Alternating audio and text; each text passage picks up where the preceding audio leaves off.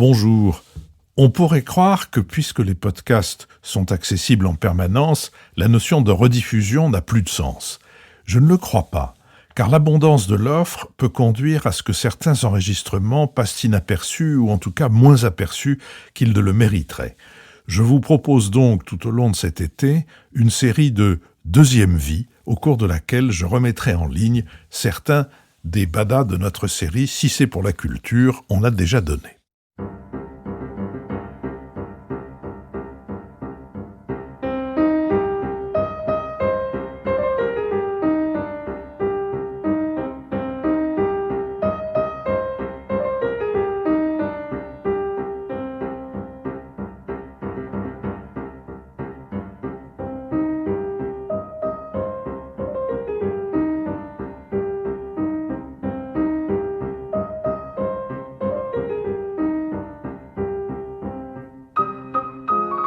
Le nouvel esprit public, si c'est pour la culture, on a déjà donné. Philippe Meyer, bonjour.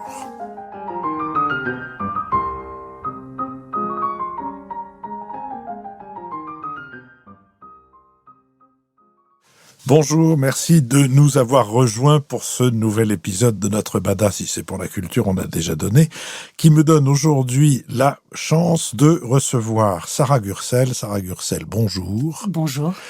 Vous êtes traductrice. Absolument. Vous n'êtes pas seulement traductrice, on verra ça dans le cours de notre conversation, mais vous êtes traductrice et vous êtes la traductrice d'un auteur, d'un romancier américain qui m'a, dès son premier livre, fait une formidable impression et dont j'ai vanté à chaque occasion à la fois le sens de la construction, l'originalité, le sens de personnage. Il s'appelle Philippe Meyer. Personne n'est parfait. Évidemment, il n'a pas de E à la fin de son Philippe. Il a publié 2 romans jusqu'à présent. Alors, est-ce que le premier a changé de titre ou Le premier a changé de titre. Enfin, en tout cas, il va ressortir sous son titre original qui est American Rust et qui était sorti au départ sous le titre d'un arrière-goût de rouille. Beaucoup de R. Et là, donc, le nouveau titre sera American Rust. American Rust, oui, sans traduction. Sans traduction. Ah bon. Et son deuxième livre s'appelle Le Fils. Vous avez donc traduit les deux. Ce sont 2 livres assez volumineux, admirablement construits, de manière très impressionnante. Et ce qui m'a impressionné aussi, c'est sans doute l'influence qu'a pu avoir ce romancier, dont on attend un 3e livre.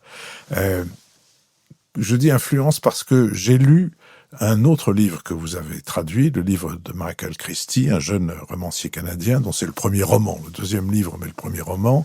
Alors, c'est le premier roman traduit, c'est en réalité son 2e roman, mais le premier n'a pas eu l'heure d'être traduit. Eh bien, ce livre de Michael Christie, Lorsque le dernier arbre, publié chez Albin Michel, est d'une construction qui fait penser aux constructions des livres de Philippe Meyer. Je ne sais pas, est-ce que vous avez, c'est une question d'ailleurs qui peut se poser pour toutes les traductions que vous avez faites, est-ce que vous avez en général, et ici en particulier, l'occasion de rencontrer les auteurs que vous traduisez ? Alors, oui, pas dans tous les cas, mais j'ai souvent rencontré les auteurs que j'ai traduits, mais en général a posteriori. Donc c'est toujours un peu frustrant finalement de ne pas avoir plus accès à l'auteur avant, même si on imagine bien qu'un auteur qui est traduit dans tout un tas de langues ne peut pas s'éparpiller entre tous ses traducteurs et traductrices.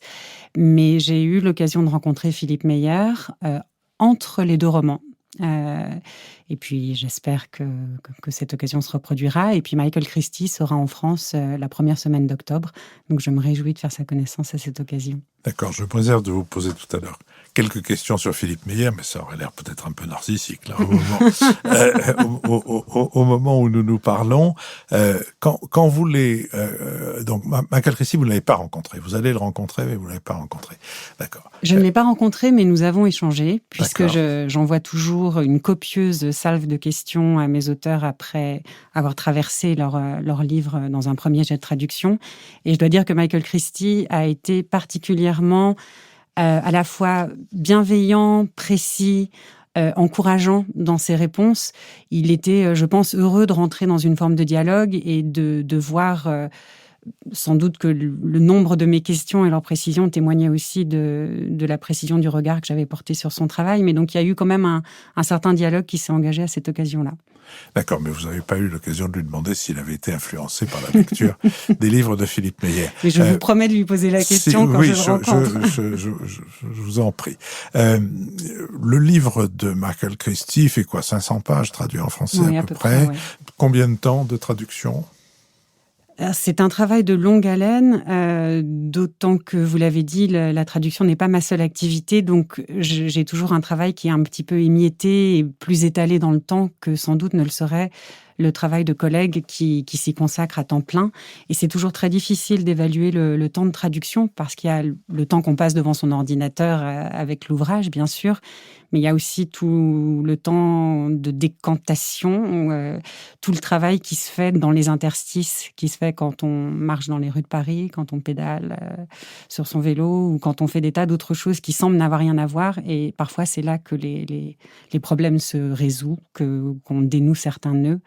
Mais le livre de Michael Christie, je serais bien en peine, à vrai dire, de vous donner une réponse chiffrée, un nombre de semaines, de mois, mais la traduction s'est étalée sur 1 an. Voilà. Ouais. Alors, venons-en à vous. Donc, vous avez une double formation, une triple presque, je dirais, formation, c'est la formation spécialisée de traduction dans des circonstances et dans un établissement dont vous direz un mot, puisqu'il existe, je pense que beaucoup de gens, d'ailleurs vous-même vous l'avez appris très tardivement, mais je pense que beaucoup de gens vont l'apprendre, il existe un établissement qui est consacré à l'enseignement de la traduction, mais vous avez aussi une formation de comédienne et une formation littéraire qui aurait dû vous conduire à l'enseignement à peu près. Donc, votre activité, comment se répartit-elle? Comment l'organisez-vous? Comment a-t-elle évolué au fur et à mesure des années, à partir du moment où vous êtes devenue indépendante et libre de vos propres activités? Alors tout ça danse ensemble de manière assez fluide. L'avantage de la traduction, c'est qu'on peut le faire à peu près quand on veut et où on veut. On est tributaire que de la date de rendu qui est déterminée avec l'éditeur. J'ai été comédienne avant d'être traductrice, mais c'est finalement le théâtre qui m'a amenée à la traduction, parce que j'ai reçu une formation de comédienne en Angleterre, j'ai travaillé là-bas un certain temps, et quand j'ai décidé de rentrer vivre en France, ne connaissant personne dans le milieu théâtral français, il y a eu un petit temps de jachère, disons, et pendant lequel je me suis mise à traduire des dramaturges anglais pour le plaisir de les faire connaître, parce que je me rendais compte que quand j'en parlais autour de moi, on ne les connaissait pas forcément ici. Et c'est ça qui m'a véritablement mis le pied à l'étrier de la traduction.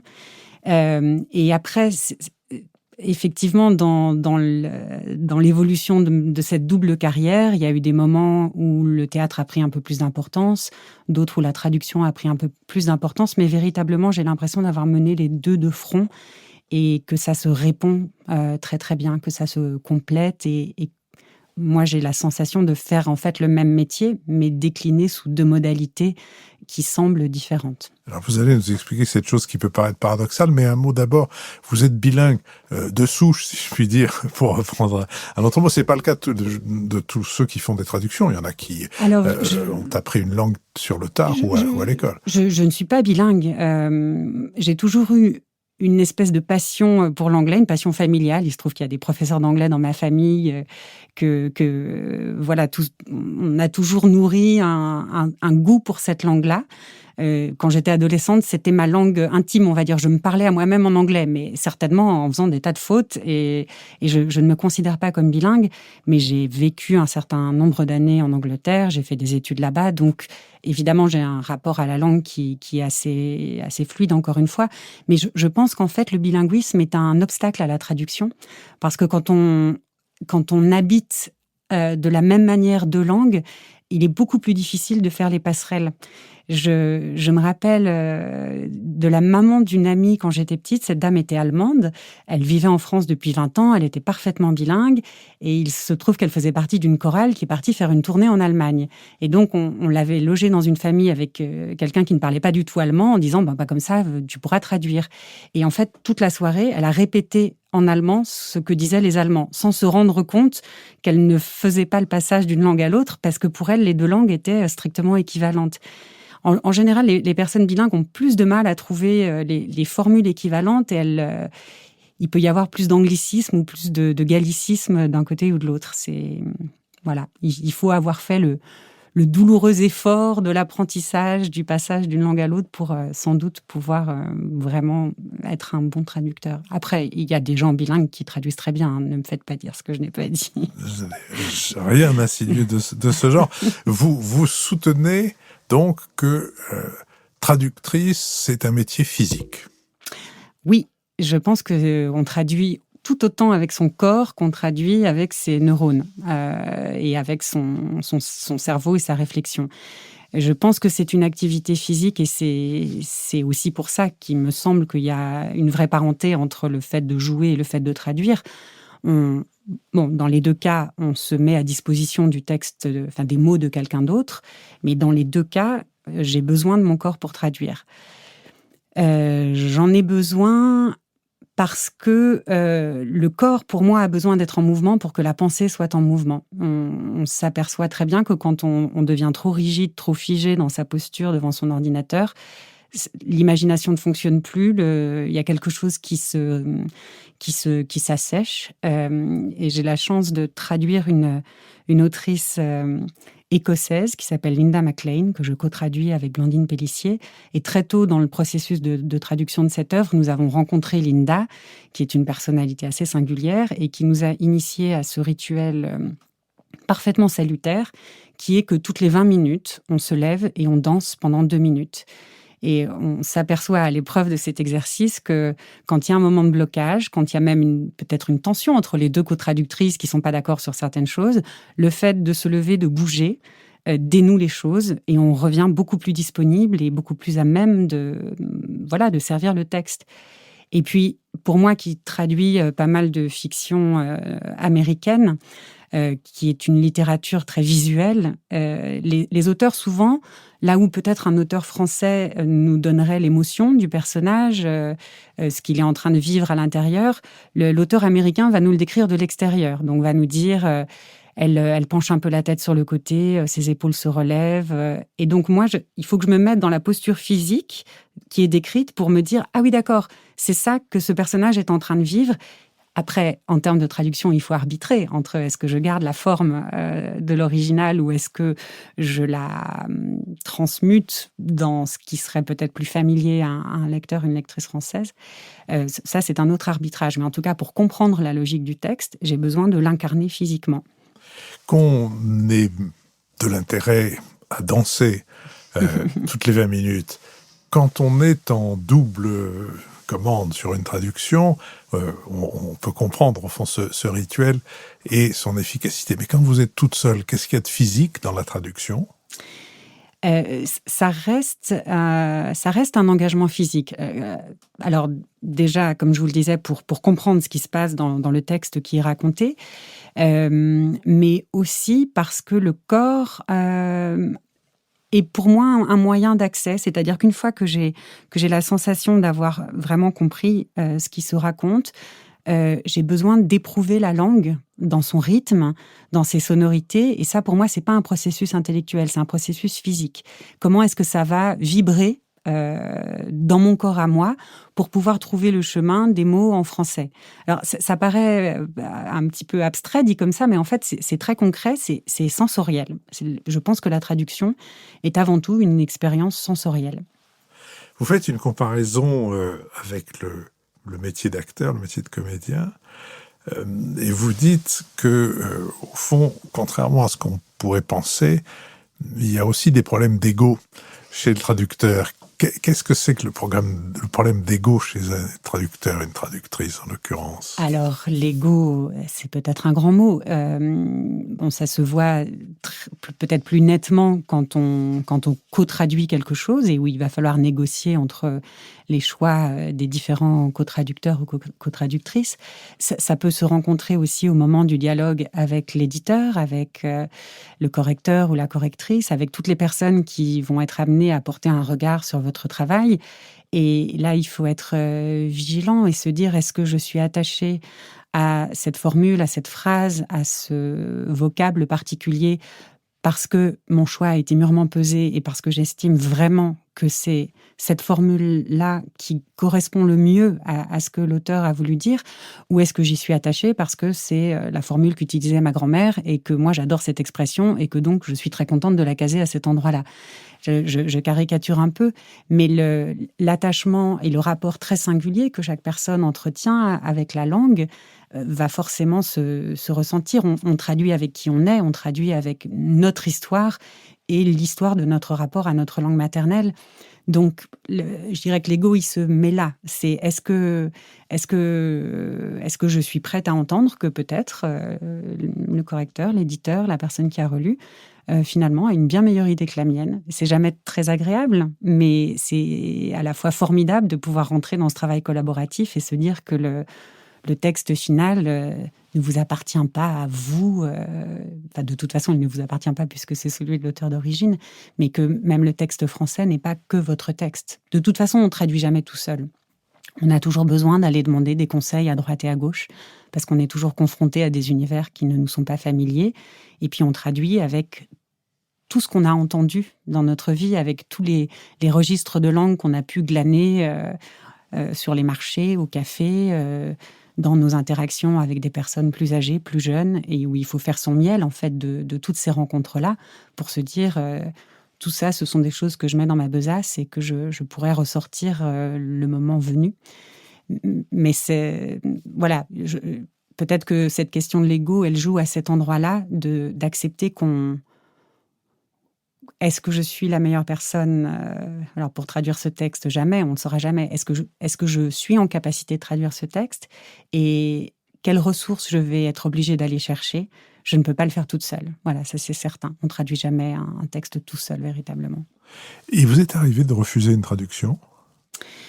Il m'est arrivé de refuser une traduction plutôt pour des questions de calendrier, oui, ou d'entrechoc de propositions. J'ai eu cette immense chance de n'avoir jamais à refuser un texte parce qu'il ne me plaisait pas, parce que j'estimais que la qualité n'était pas suffisante.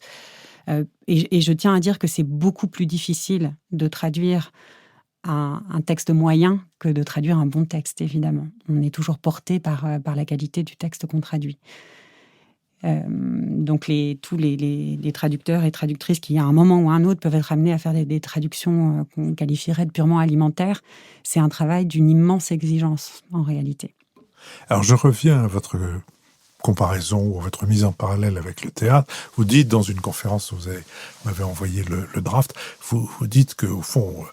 on peut très bien aussi au théâtre se cacher, on se cache derrière son personnage, mais dans cette traduction dont vous nous avez dit qu'elle était marquée nécessairement par l'ego de la traductrice, en l'occurrence, il y a une chose que le théâtre a et que la traduction n'a pas, ou alors elle l'a mais je ne le vois pas, c'est le directeur artistique ou le metteur en scène. C'est-à-dire vous construisez votre personnage sous l'œil d'un metteur en scène, d'un directeur artistique, éventuellement d'ailleurs aussi sous l'œil des camarades avec qui vous êtes sur scène et qui ne sont pas muets, qui ont des avis, qui peuvent les échanger avec vous. Est-ce qu'il y a un équivalent dans le métier que vous exercez quand vous êtes traductrice? Alors c'est une question très fine. Il y a deux choses. Il y a l'éditeur ou l'éditrice dont on peut considérer qu'il ou elle a, dans une certaine mesure, un rôle de mise en scène, puisque d'abord, il y a des choses sur lesquelles on peut se mettre d'accord en amont de la traduction. Très souvent, les éditeurs vous proposent de faire un essai sur le texte que vous serez amené à traduire, et ça permet peut-être de se mettre d'accord sur certains partis pris et d'avoir déjà un certain nombre de retours. Et puis, il y a toujours le regard qui sera porté une fois que la traduction sera rendue. Mais évidemment, c'est plus laborieux d'ajuster à ce moment-là, une fois que le texte est traduit. En revanche, se développe de plus en plus, j'ai l'impression, chez les traducteurs, des pratiques collaboratives, pas forcément dans le sens de co-traduction, mais où on va montrer un bout de son travail à quelqu'un en qui on a confiance, si on a des doutes sur certaines choses, si on rencontre des vraies résistances, et de pouvoir soumettre ça à l'œil critique de collègues qui traduisent de votre langue ou pas, d'ailleurs. Alors, tout le monde n'y a pas recours dans les mêmes proportions, mais mais ça existe. Donc il y a quand même une forme de collectif autour de nous qui peut nous servir de sounding board. Voilà. Mais qui est ad libitum, si je puis dire. Oui. On n'est pas nécessairement un metteur en scène, on n'est pas nécessairement un traducteur. Dans la conférence dont vous m'avez encore une fois envoyé le draft, il y a un certain nombre de choses qui illustrent le caractère physique de la traduction d'une manière extrêmement précise. J'aimerais bien que vous en parliez, je veux dire, le choix du moment, de la posture, la visite au médecin, les muscles, etc. Oui, alors parce que cette conférence s'adresse à des étudiants et qui sont jeunes et en pleine santé en général, mais je tiens vraiment à attirer leur attention sur le fait que leur corps est aussi leur outil de travail et qu'ils vont devoir en prendre soin. Et que donc, la posture dans laquelle on traduit a une incidence sur le long terme, sur notre santé et sur notre capacité à traduire. Alors évidemment, chacun est très différent en la matière. De la même manière qu'il y a des auteurs qui aiment écrire debout, il peut y avoir des traducteurs qui se font des installations avec des tables en hauteur. L'inclinaison de l'écran, de pouvoir le surélever, la façon, le siège sur lequel on est assis. Je parlais encore à une collègue, pas plus tard qu'il y a 2 jours, qui a été prise de vertige. Et qui s'est dit qu'elle devait revoir sa posture de travail. Alors certains s'asseyent sur des ballons de pilates. Moi, j'ai une merveilleuse chaise ergonomique que j'aime beaucoup parce qu'elle permet de se basculer et de s'étirer et que donc on est toujours en mouvement finalement. C'est quelque chose sur lequel on ne peut pas être assis de manière statique. Et puis, je pense qu'il est bon d'avoir une pratique physique parce que on peut être tellement figé, crispé, ratatiné devant son ordinateur que je pense qu'il est essentiel que les personnes qui traduisent se lèvent, bougent. Alors, si on ne veut pas danser, ne dansons pas, mais au moins s'étirer, marcher, aller se faire un café. Il y a un très beau journal d'une traduction que je cite dans cette conférence où la traductrice dit que c'est ses mains qui traduisent et qu'elle a besoin de bouger les mains quand elle traduit. Et je me retrouve là-dedans. Alors moi, j'ai un tempérament un peu méditerranéen, je bouge beaucoup les mains quand je parle, mais je pense que quand je traduis, je les bouge aussi. Je marque la rythmique et que si on m'obligeait à poser les mains sur la table bien assise, je serais très embêtée. Je pense que le mouvement de l'esprit s'arrêterait en même temps. Vous avez une espèce de préparateur physique pour quand vous allez vous lancer dans une traduction ou juste vous allez consulter le médecin Je fais du yoga et je pédale beaucoup, voilà, et ça aide. J'évoquais tout à l'heure ces moments où on a parfois, enfin, je peux réfléchir pendant 1 heure à une phrase qui va me résister. Bon, il y a un moment, on arrête, on se dit c'est pas grave, j'y reviendrai plus tard. Et puis la solution se présente, voilà, quand je suis sur mon vélo en train de pédaler dans le vent, et là, soudainement, ça paraît limpide.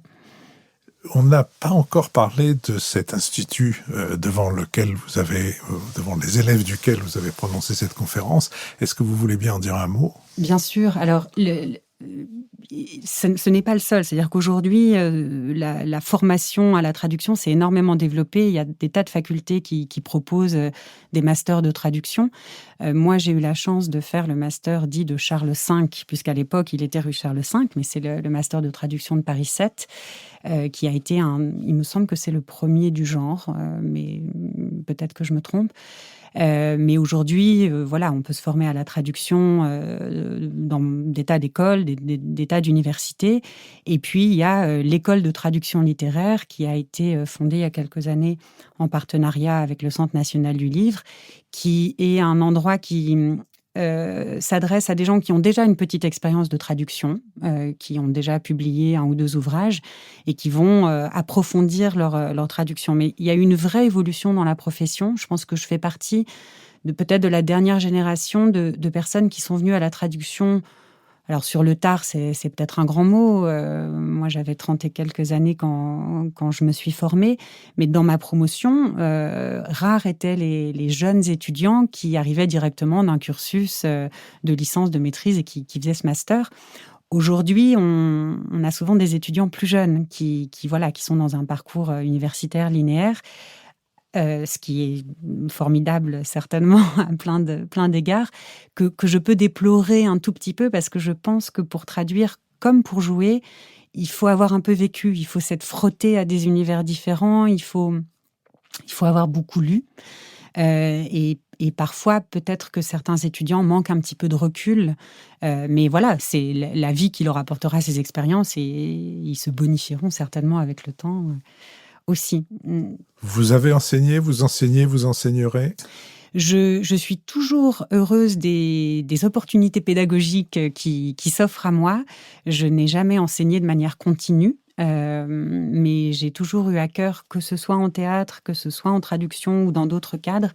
Je suis toujours très heureuse quand on me propose d'animer un atelier ou de venir à la rencontre d'étudiants. C'est toujours d'abord l'occasion de s'interroger sur sa propre pratique, bien sûr, de faire un petit pas de côté, et puis de se confronter à des gens plus jeunes dans la carrière. C'est toujours formidable parce que les questions vous permettent de revisiter ce que vous faites et parfois peuvent être un peu déstabilisantes, même si je n'ai pas d'exemple à vous donner dans l'immédiat. Mais oui, je pense que la pédagogie est essentielle et moi, je me suis sentie très bien accueillie dans cette profession, ce qui n'est jamais évident en fait. Les traducteurs et traductrices très chevronnés qui étaient dans la place quand moi j'y suis arrivée, ont toujours fait montre d'une grande générosité. Et ça, j'espère que nous saurons continuer à maintenir cet esprit-là, en fait. Je pense que les traducteurs qui ont vécu, et travaillé à l'ère pré-Internet pouvaient être très isolés les uns des autres. Les nouveaux outils de communication ont permis un décloisonnement. Et donc, c'est toujours avec une grande joie que les traducteurs se retrouvent, qui réfléchissent ensemble, qui travaillent ensemble. Mais j'espère que cet esprit de savoir accueillir les plus jeunes, les nouveaux, les nouvelles, se maintiendra, parce que ça a été très précieux pour moi quand j'ai commencé. Sarah Gursel, je vous remercie. Je vous propose que nous nous interrompions pour reprendre le fil de cette conversation sur le métier de traductrice et sur la manière dont vous, personnellement, l'exercez, pour nous retrouver donc dans une mise en ligne la semaine prochaine.